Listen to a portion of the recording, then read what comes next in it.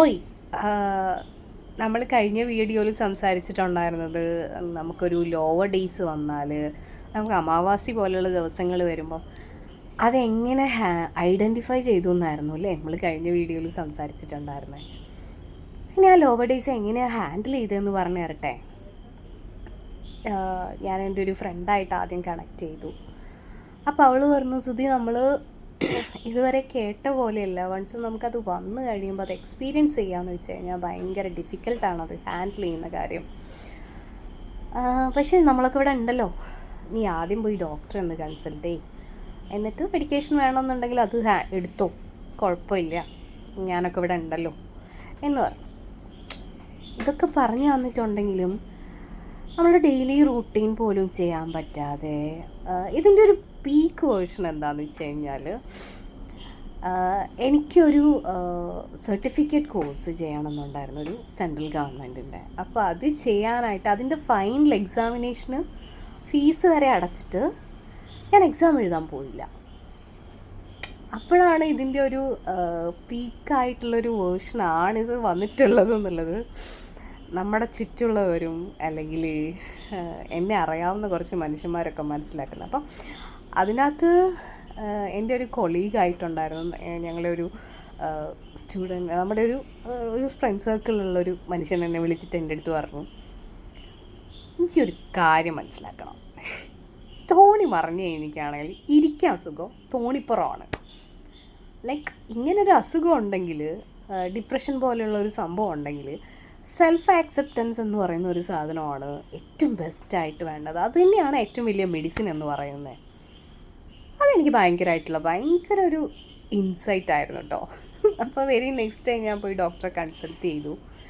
ഡോക്ടറെ കൺസൾട്ട് ചെയ്യാനായിട്ട് പോകുമ്പോഴും ഞാൻ എൻ്റെ ഫ്രണ്ടിനെ വിളിച്ചു. അവളപ്പോൾ എൻ്റെ അടുത്ത് പറഞ്ഞു, ഞാനൊക്കെ ഇവിടെ ഉണ്ടല്ലോ, നീ പോവും, അത് ബാക്കി നോക്കാം നമുക്ക്. അപ്പോൾ അവൾ ഒരു ഹെൽപ്പിംഗ് ഹാൻഡ് നീട്ടിയപ്പോൾ അവൾ ഒരിക്കലും വിചാരിച്ച് കാണത്തില്ല അവൾക്കും കൂടി പണി കൊടുക്കുന്ന രീതിയിൽ ഞാൻ ഈ പറയുന്ന പോലെ അവളെ വിളിച്ച് വെറുപ്പിക്കുന്നു. വിളിച്ച് വെറുപ്പിക്കുകയല്ല, എന്നാലും ആ സമയത്ത് എൻ്റെ ഒരു സിറ്റുവേഷൻ അങ്ങനെയായിരുന്നു.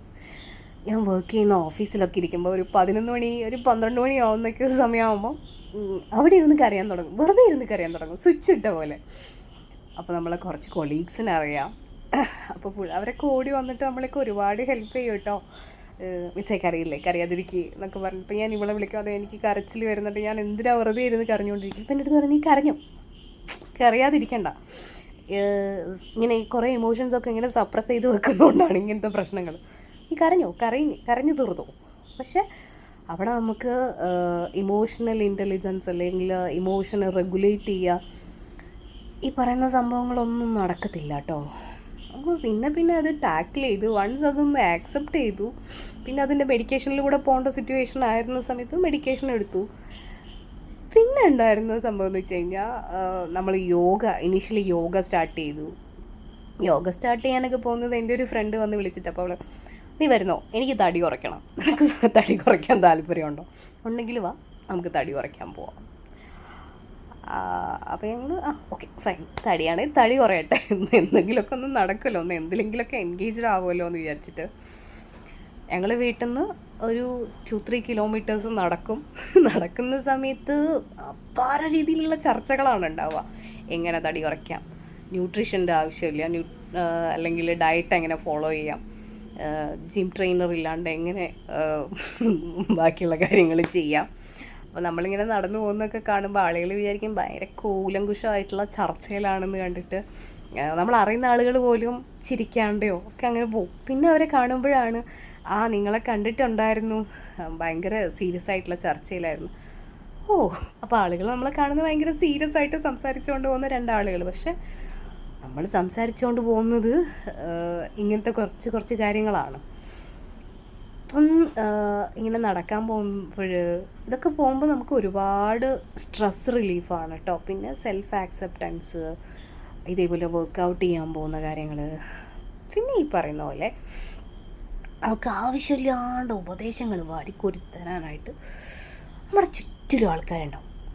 അപ്പോൾ ഇവരെ വൺസ് നമ്മുടെ ഈ ഒരു സിറ്റുവേഷനിലൂടെ പോകുമ്പോൾ നമുക്ക് തോന്നും, നമ്മൾ ഇവരുടെയൊക്കെ ഉപദേശം കേൾക്കുമ്പോൾ നമ്മൾ തോന്നിപ്പോവും, അല്ലെങ്കിൽ ഓൾറെഡി 3G ആയിട്ട് ഇരിക്കുകയാണെന്ന് തോന്നുന്നു, നമ്മളെ കൊണ്ട് ഒന്നിനും പറ്റില്ല, ഇങ്ങനെയൊക്കെയുള്ളൊരു ഇതിലേക്കൊക്കെ ആയിരിക്കും നമ്മുടെ മൈൻഡ് ഉണ്ടാവുക. അതിൻ്റെ ഉള്ളിൽ കൂടെ ഈ പറയുന്ന പോലെ ഉപദേശിക്കാൻ ആർക്കും പറ്റുമല്ലോ അല്ലേ, അങ്ങനെയല്ലേ.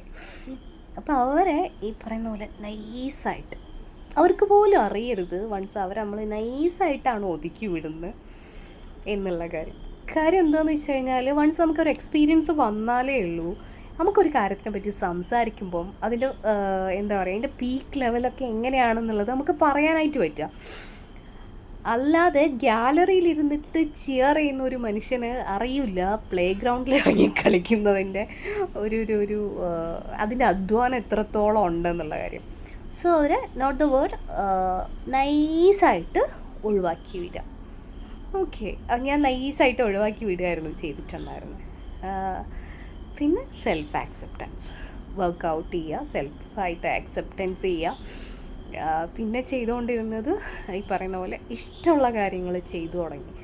അപ്പോൾ ലൈക്ക് ഒരു ചെയ്യാൻ പറ്റില്ല എന്നുള്ള കാര്യങ്ങൾക്കൊക്കെ ഇപ്പോൾ ഡോക്ടറൊക്കെ എൻ്റെ അടുത്ത് സംസാരിച്ചിട്ടുണ്ടായിരുന്ന ഒരു കാര്യം, സുദിന അതൊരിക്കലും സുദിനേൻ്റെ ചിന്തകളല്ല, സുദിന എന്ന് പറയുന്നൊരു പേഴ്സൺ ഇങ്ങനെയല്ല. അപ്പോൾ സുദിന ഇത് ഡിപ്രഷൻ്റെ ചിന്തകളാണ്. അപ്പോൾ നമ്മൾ മനസ്സിലാക്കേണ്ട കാര്യം, നമുക്ക് ഇത് ഡിപ്രഷൻ്റെ ചിന്തകളാണ്, എൻ്റെ ചിന്തയേ അല്ല. അത് വൺസ് അത് മനസ്സിലാക്കി കഴിഞ്ഞതിന് ശേഷം മുന്നോട്ട് പോകുമ്പോൾ പിന്നെ ഞാൻ ചെയ്തുകൊണ്ടിരുന്ന കാര്യങ്ങൾ ടു ഡു ലിസ്റ്റ് ഇടുമായിരുന്നു. ടു ഡു ലിസ്റ്റ് എന്ന് വെച്ച് കഴിഞ്ഞാൽ രാവിലെ എത്ര മണിക്ക് എണീക്കണം, എത്ര മണിക്ക് ബ്രേക്ക്ഫാസ്റ്റ് പ്രിപ്പയർ ചെയ്യുകയാണെങ്കിൽ പ്രിപ്പയർ ചെയ്യുക, അല്ലെങ്കിൽ അതെടുത്ത് കഴിക്കുക, ഞാൻ കഴിക്കേണ്ട സമയമാണെങ്കിൽ അത് പോയിട്ട് കഴിക്കുക. പിന്നെ ചെറിയ ചെറിയ കാര്യങ്ങളൊക്കെ ചെയ്യുക. അപ്പോൾ ഫോർ എക്സാമ്പിൾ വീട്ടിലെ ജോലിയൊക്കെ ചെയ്യുകയാണെങ്കിൽ നമുക്ക് ഇപ്പം മുറ്റം അടിച്ചു വരാനാണെങ്കിൽ, വലിയ മുറ്റമാണെങ്കിൽ ഞാനതിനെ ഒന്ന് ഡിവൈഡ് ചെയ്തിട്ട് കുഞ്ഞു കുഞ്ഞു സ്ഥലങ്ങളാക്കിയിട്ട് ഡിവൈഡ് ചെയ്യും, എന്നിട്ട് അത് കംപ്ലീറ്റ് ചെയ്യും. അങ്ങനെ കുഞ്ഞു കുഞ്ഞു വലിയ ടാസ്കിനെ കുഞ്ഞു കുഞ്ഞു ടാസ്ക് ആക്കിയിട്ട് ഡിവൈഡ് ചെയ്തിട്ട് ചെയ്യും. പിന്നെ ടു ഡു ലിസ്റ്റിന് പകരം ഞാൻ ചെയ്തുകൊണ്ടിരുന്ന വേറൊരു കാര്യമാണ് ലൈക്ക് നമ്മൾ ഡൺ ലിസ്റ്റ് പ്രിപ്പയർ ചെയ്തിട്ട് ഡൺ ലിസ്റ്റ് ഇതേപോലെ ടിക്കിടുക. പിന്നെ അതിന് ചെറിയൊരു അപ്രീസിയേഷൻ, ഇത് കേൾക്കുമ്പോൾ ചെറിയ രീതിയിൽ നമുക്കൊരു ക്രിഞ്ചായിട്ട് തോന്നാം, പക്ഷേ ഞാനിതൊക്കെ ചെയ്തുകൊണ്ടിരുന്ന കാര്യമാണ് കേട്ടോ. പിന്നെ ഞാനൊരു ബ്രേക്ക് എടുത്തതിന് ശേഷം ഈ പറയുന്ന പോലെ ഒരു നല്ലൊരു അടിപൊളി ചായ ഇട്ട് കുടിക്കും, അല്ലെങ്കിൽ കോഫി, ഞാൻ കോഫി ലവറാണ്. അപ്പോൾ ഒരു നല്ല അടിപൊളി ഒരു കോഫി ഇട്ട് കഴിക്കും, അതിൻ്റെ കൂടെ എന്തെങ്കിലും സ്നാക്സ് കാര്യങ്ങളൊക്കെ എടുത്ത് കഴിച്ചൊരു ബ്രേക്ക് എടുത്തതിന് ശേഷം അടുത്ത പണി ചെയ്യാൻ തുടങ്ങും. പിന്നെ സെൽഫ് കെയർ, ഈ പറയുന്ന പോലെ ഒരു സലോണിൽ പോയിട്ട് സ്പാ ചെയ്യുക, ഒരു ഫേഷ്യൽ ചെയ്യുക, ഇതേപോലത്തെ കുഞ്ഞു കുഞ്ഞു സെൽഫ് കെയർ എന്ന് വെച്ച് കഴിഞ്ഞാൽ ഇങ്ങനെയൊന്നും അല്ല കേട്ടോ. സെൽഫ് കെയർ വേറെ രീതിയാണ്, പക്ഷെ ഞാൻ ചെയ്തുകൊണ്ടിരുന്നത് ഇങ്ങനെയാണ്. പെഡിക്യൂർ ചെയ്യുക, മാനിക്യൂർ ചെയ്യുക, ഒരു ഹെഡ് മസാജ് ചെയ്യുക. ഇതിൽ കൂടെയൊക്കെ നമുക്ക് ഈ പറയുന്ന പോലെ റിലീഫ് കിട്ടുന്ന എന്തൊക്കെ, മെൻ്റൽ സ്ട്രെസ്സിൽ നിന്ന് എനിക്ക് റിലീഫ് കിട്ടാനായിട്ട് എന്തൊക്കെ കാര്യങ്ങളുണ്ടോ അതൊക്കെ ഞാൻ ചെയ്തിട്ടുണ്ടായിരുന്നു. സോ അത്രയേ ഉള്ളൂ. Thank you so much for hearing. And കഴിഞ്ഞ വീഡിയോസിനൊക്കെ ഒരുപാടൊന്നും ഇല്ലെങ്കിലും കുറച്ച് കമൻറ്റ് കിട്ടി, കുറച്ച് ലൈക്ക് കിട്ടി, അതിലൊക്കെ I M so grateful. Thank you so much.